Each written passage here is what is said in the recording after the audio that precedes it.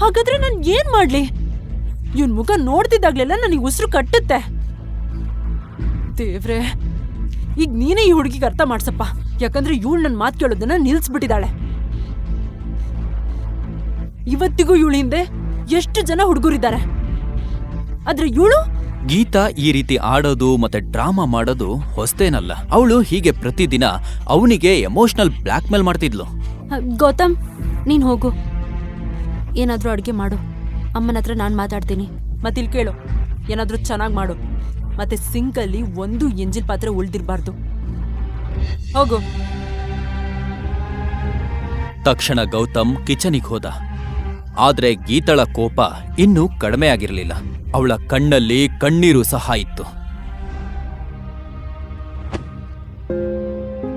ಅಮ್ಮ, ಅಮ್ಮ, ನೀವು ಓವರ್ ಥಿಂಕ್ ಮಾಡ್ತಾ ಇದ್ದೀರಾ. ಆ ಥರ ಎಲ್ಲ ಏನೂ ಇಲ್ಲ.